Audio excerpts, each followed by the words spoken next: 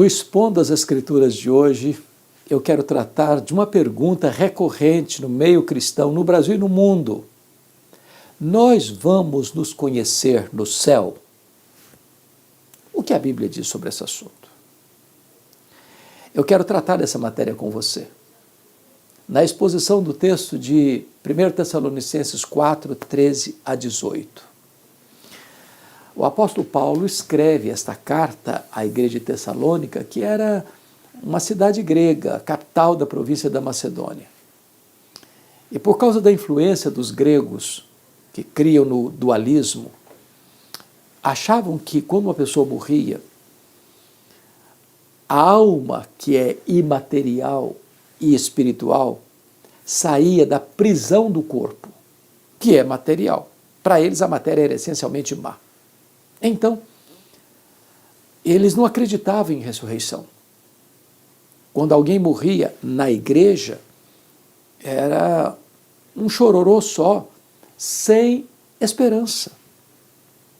Então Paulo escreve a carta aos Tessalonicenses, a primeira carta, para corrigir esse entendimento equivocado por influência do pensamento filosófico grego. E ele vai dizer assim, eu quero pedir permissão para você para expor e lendo o texto. Ele diz assim: não queremos, porém, irmãos, que sejais ignorantes com respeito aos que dormem, para não vos entristeceres como os demais que não têm esperança. Ou seja, aqueles que não creem na ressurreição não têm esperança. Eles acham que morreu, acabou. Outros acham que morreu, está condenado. O que é que nós devemos crer acerca deste assunto? Bom, primeiramente, Paulo usa aqui uma figura para a morte, que é dormir. Não queremos que sejais ignorantes com respeito aos que dormem. Isso é uma metáfora, isso é uma figura de linguagem. Talvez aqui até um eufemismo, aliviando a ideia de morte. Por que a ideia de dormir? Para trazer-nos à memória duas coisas. Primeiro, quem dorme, descansa. Morrer para um cristão é descansar das suas fadigas. Apocalipse 14, 13. Segundo, quem dorme vai acordar. Porque se não acorda, não dormiu, morreu. Então Paulo está dizendo que a morte não é o ponto final da vida. Que não se encerra a vida com a morte. Morre o corpo, mas a alma é imortal. Morre o corpo e o corpo é sepultado. Mas esse corpo físico que foi sepultado vai ressuscitar quando Jesus voltar. Então, a linguagem é dormir. As perguntas que eu mais escuto, como disse lá no tema, será que então nós vamos nos conhecer no céu? E a resposta é um sonoro sim, é claro que vamos nos conhecer no céu. O céu não é retrocesso, é glorificação. Aqui nós nos conhecemos parcialmente, lá conheceremos como também somos conhecidos, está lá em 1 Coríntios capítulo 13. Aqui nós temos um conhecimento limitado, lá teremos um conhecimento ampliado. Por exemplo, os gregos diziam assim: conhece-te a ti mesmo. Impossível os gregos pensarem assim, porque me permita essa pergunta. Você se conhece? Eu vou lhe dizer que você, como dizia Alex Carrel no seu livro O Homem e esse Desconhecido, você não se conhece. Eu não me conheço. Eu tomo cada susto e sou surpreendido por mim mesmo. Ao falar determinadas coisas, ou a pensar determinadas outras coisas, que nem são compatíveis com o que eu creio. Se eu perguntar, por exemplo, para uma mulher que tem 50 anos de casada, você conhece o seu marido? Ela vai responder assim: bom, eu estou conhecendo. Se eu perguntar para o marido, ele vai responder: estou começando a conhecer. Mas, lá no céu, a nossa limitação de conhecimento não vai existir, nós vamos conhecer como também somos conhecidos. Só para pensar, você já se imaginou convivendo com alguém por toda a eternidade sem saber quem ela é. Não faz sentido. O que não vai ter no céu é a chamada família nuclear. Por exemplo, aqui nós somos pai, mãe, filhos, né? Os outros são parentes. Lá no céu nós não vamos ser pai, mãe, filhos. Lá no céu nós não vamos ter a relação no mesmo nível que temos aqui, de você amar mais quem foi seu pai, sua mãe, seus filhos, seu cônjuge, porque você vai amar Abraão, Isaac e Jacó. Outra coisa, lá no céu não vai ter casamento. Casamento é para aqui. Aproveita, porque depois não tem mais. Alguém diz assim, ufa, também, já era em tempo, né? Ah, que pena, podia durar a eternidade inteira. Não vai durar, não vai durar. Casamento é só para aqui. Mas nós vamos ser uma só família, lavada, remida no sangue do Cordeiro. Outra coisa, nós lá no céu vamos ter um corpo novo. Vai ter continuidade e descontinuidade. No sentido de que não seremos outra pessoa, mas teremos um corpo semelhante ao corpo da glória do Senhor Jesus. Um corpo imortal, incorruptível, poderoso, glorioso, espiritual, celestial. Esse corpo não vai ficar doente, não vai ter defeito físico, não fica velho, não fica cansado, não fica senil. Este corpo da glória não vai brigar nem com o espelho, nem com a balança. Esse vai ser um corpo perfeito. E nós vamos conviver, nós vamos nos relacionar, nós vamos trabalhar, nós vamos reinar com Cristo. Essa é a verdade posta nas Escrituras. Nós não caminhamos para um ocaso triste, nós caminhamos para a manhã gloriosa da glorificação. Se Jesus voltar antes de morrermos, os mortos ressuscitam primeiro, depois nós, os vivos, os que ficarmos, seremos transformados e arrebatados para encontrar o Senhor Jesus nos ares, e assim estaremos para sempre com o Senhor.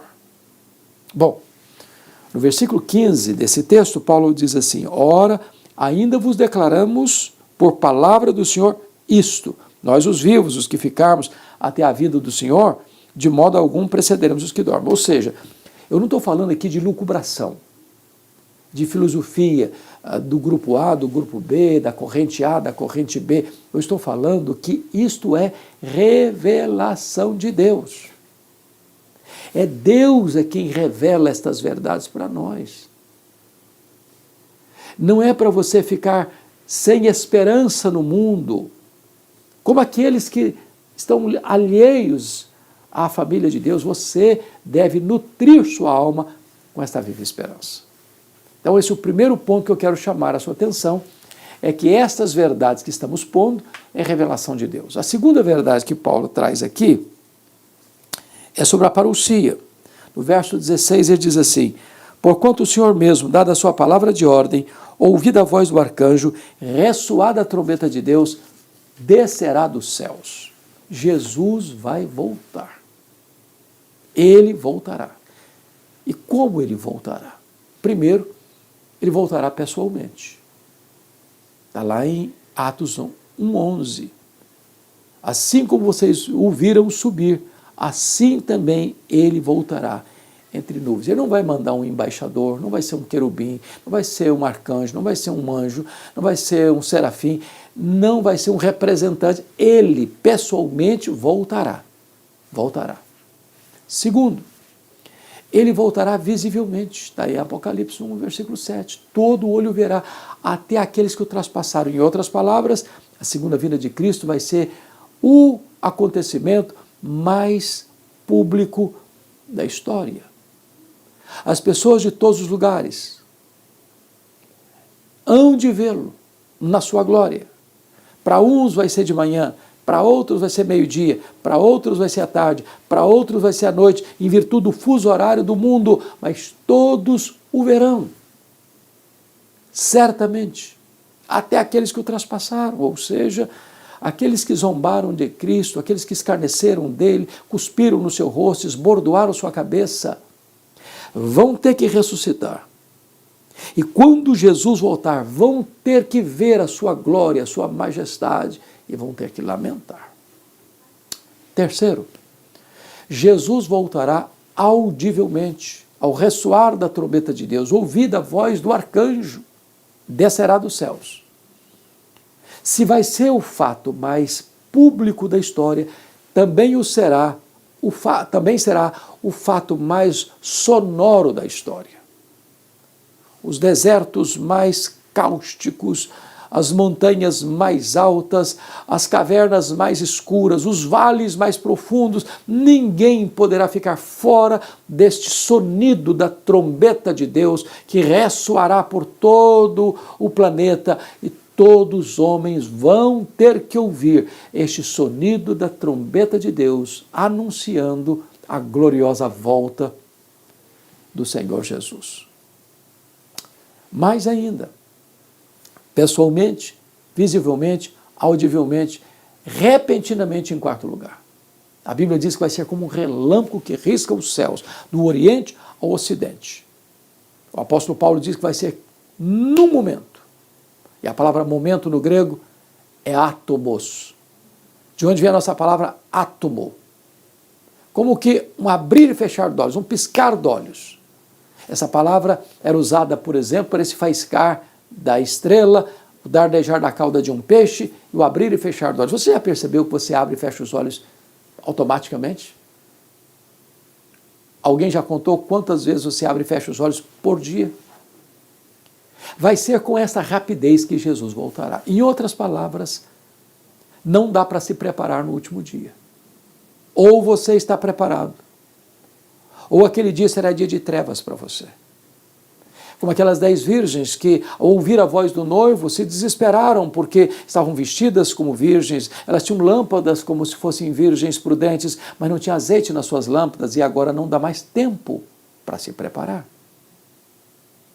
Quinto lugar, ele voltará pessoalmente, visivelmente, audivelmente, repentinamente, mas em quinto lugar, ele voltará também inadvertidamente, surpreendentemente, sem aviso prévio, sem anúncio imediato. Vai ser como um ladrão que chega sem mandar um telegrama, um WhatsApp, uma carta, uma mensagem. Tal dia eu estou na sua casa. Não, ele chega inesperadamente. A segunda vinda de Jesus, em quinto lugar, será inesperada. Os homens não estarão aguardando. Sabe o que significa isso? Vai ser um dia comum, um dia normal. Como você levanta todo dia, leva os filhos para a escola, pega filho da escola, vai trabalhar, vai viajar, vai passear, vai ficar em casa, não importa. Esse dia não vai ser um dia óbvio. Então, prepare-se. Sexto lugar, a segunda vinda de Cristo será também inescapável. Está lá em 1 Tessalonicenses, segunda carta de Tessalonicenses, primeira carta capítulo 5, melhor dizendo, primeira carta de Paulo aos Tessalonicenses capítulo 5. Ou seja, é como uma mulher grávida que está para dar à luz. Ninguém pode cancelar a segunda vinda de Cristo. Nenhuma corte, por mais egrégia que ela seja, ela pode tomar uma decisão agora, estamos cancelando a segunda vinda de Cristo, ele não voltará mais. Não, ninguém tem autoridade de mexer nessa agenda que é da economia, da soberania exclusiva de Deus. Ele voltará. Mas em sétimo lugar, ele voltará vitoriosamente. Ele vem como o Rei dos Reis, como o Senhor dos Senhores, como juiz de vivos e de mortos.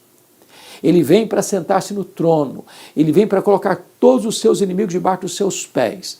Ele vem para julgar as nações, ele vem para lançar os que o rejeitaram no lago do fogo, e ele vai lançar lá o anticristo, o falso profeta, o diabo, a morte, o inferno e todos aqueles cujos nomes não estão escritos no livro da vida. E ele vai então transmitir este reino ao Deus e Pai, para que ele seja tudo em todos e reinará para sempre, sempre com a sua noiva, a sua igreja. Então, nós podemos ter esperança que vamos nos conhecer no céu, Porque Jesus voltará. Voltará para buscar a sua noiva, a sua igreja. Mas há uma terceira verdade que eu quero destacar nesse texto. Está aí ainda no capítulo 4, versículo 16, quando ele diz que ele descerá dos céus e os mortos em Cristo ressuscitarão primeiro. Então preste atenção nisso aqui. A ressurreição dos mortos acontecerá quando? Quando Jesus voltar. Quando Jesus voltar. Está lá em João 5, 28 e 29, que todos ouvirão a sua voz e sairão dos túmulos, uns para a ressurreição da vida, outros para a ressurreição do juízo. Então, quando Jesus voltar, primeiro, como ele está falando para a igreja, está falando dos salvos, dos santos, dos que creram nele.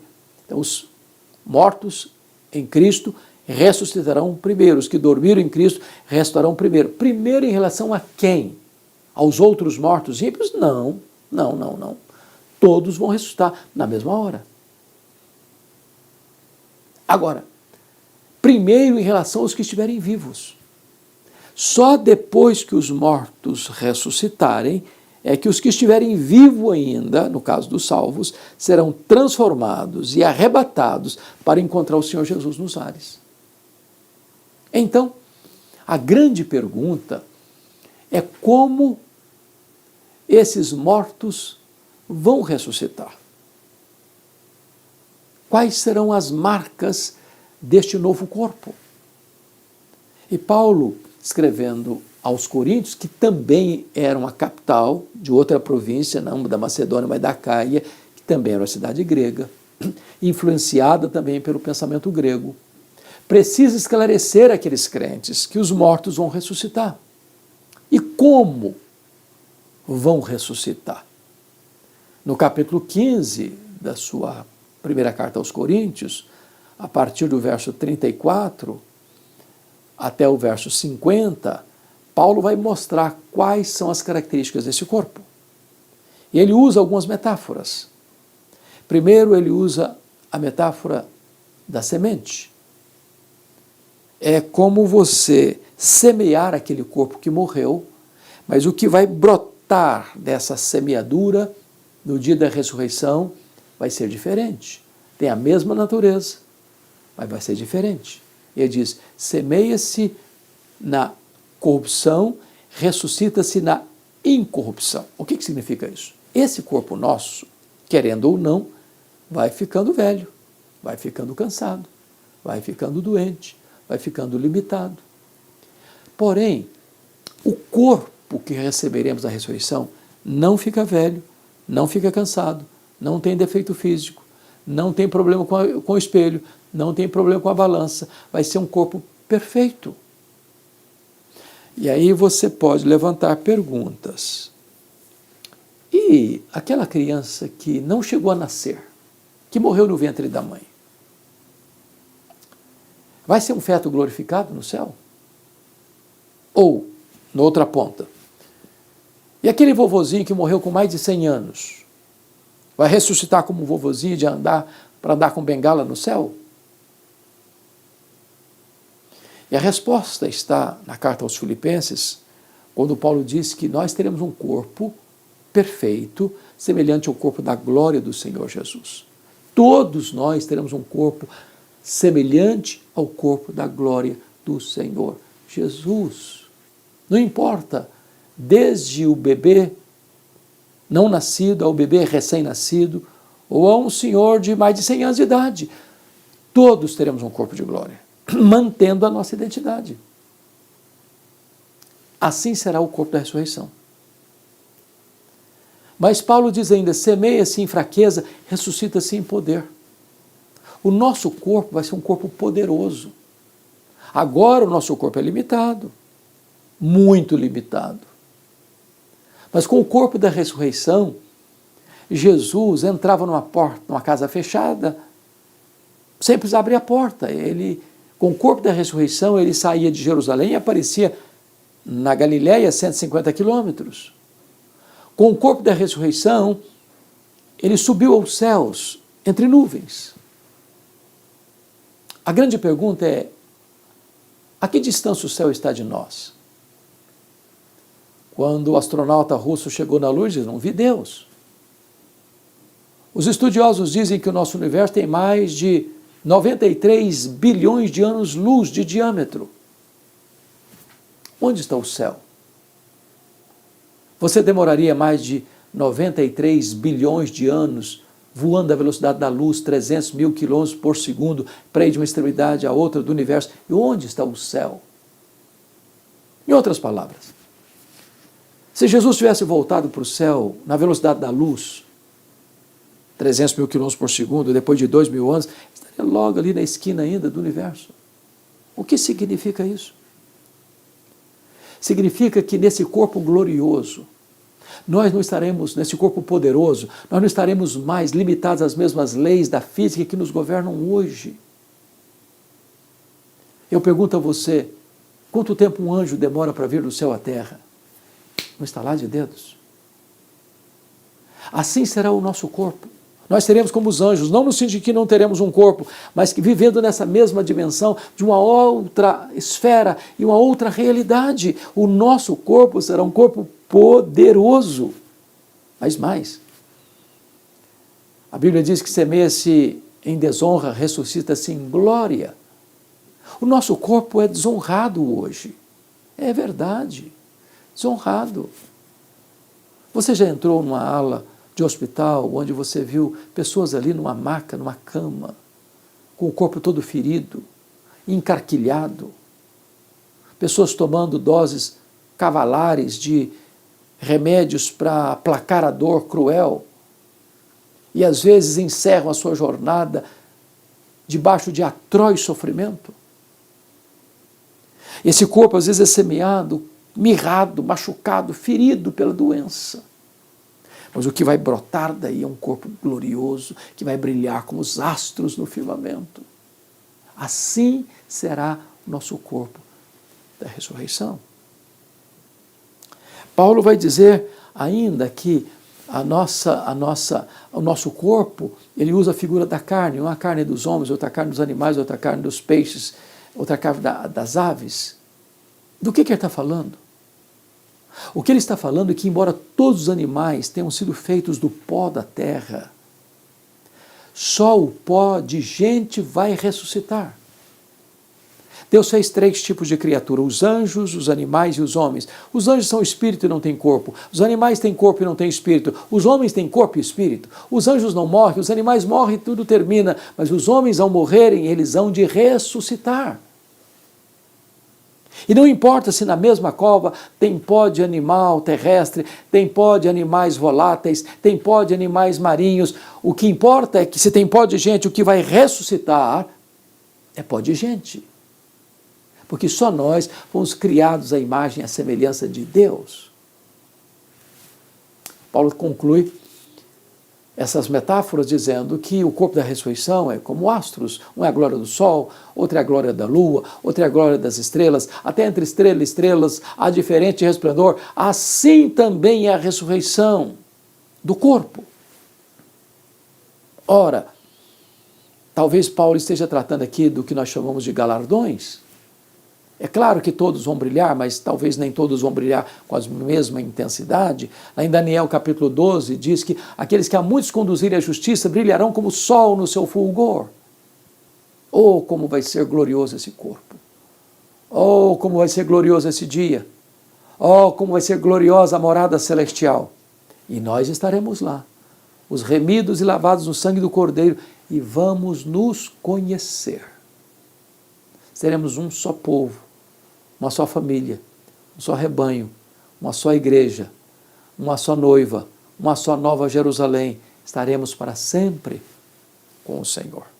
Então, nesse dia que Jesus voltar, os mortos ressuscitam, aquela alma que já está lá no céu com Cristo, reinando com Ele, volta com Ele, aquele corpo que foi semeado e sepultado, ressuscita de forma incorruptível, imortal, poderosa, gloriosamente, E então esse corpo se une àquela alma que vem do céu e agora está completo, corpo e alma glorificados. Os vivos então são transformados e arrebatados para encontrar o Senhor Jesus nos ares, e assim todos nós seremos arrebatados para encontrar o Senhor Jesus nos ares, e assim estaremos para sempre com o Senhor.